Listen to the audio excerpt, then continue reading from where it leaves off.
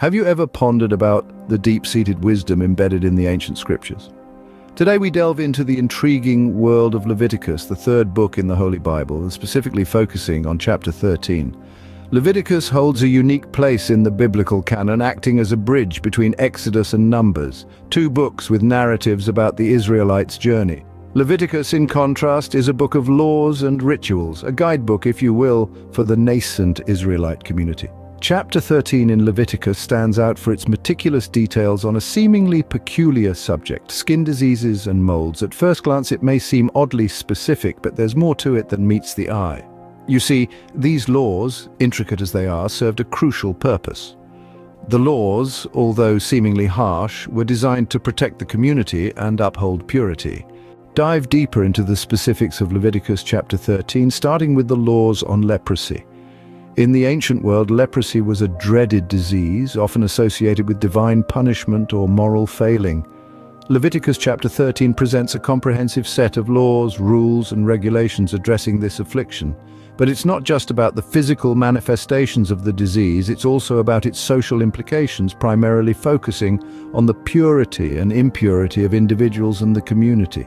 The laws of leprosy, as laid out in this chapter, place the priest in a central role.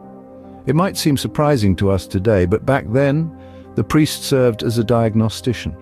The priest wasn't just a spiritual leader, he was also a public health officer of sorts. He would examine the person showing symptoms of the disease, scrutinizing the skin for specific signs.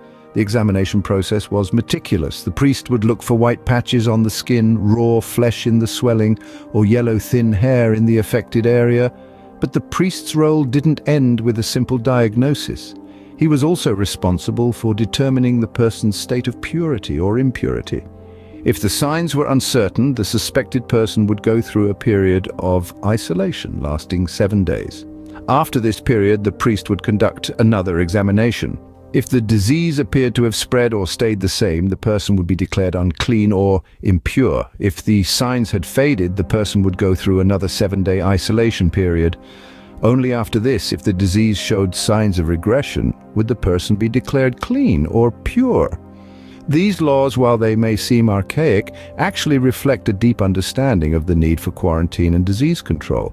They show an appreciation for the dangers of communicable diseases and the necessity of isolating affected individuals to protect the wider community.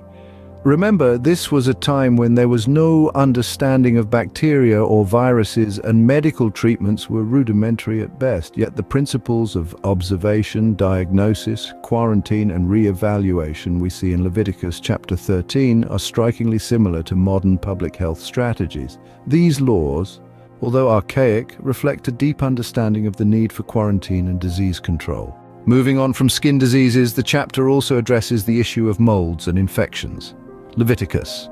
Chapter 13 doesn't just stop at human health but extends to the health of the community, focusing on molds that could infest fabrics and houses. Imagine a time when no one had a clue about microbes, fungi, or their role in disease transmission.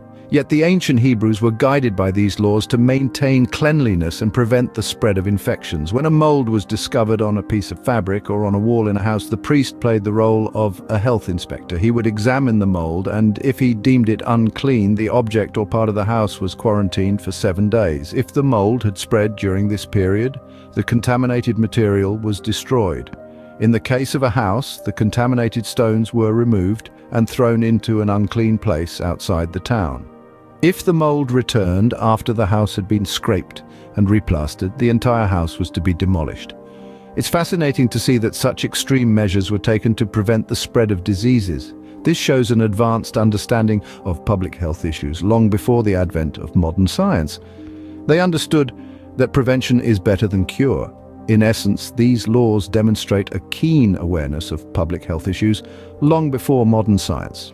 But you may ask, how does this ancient text relate to our lives today?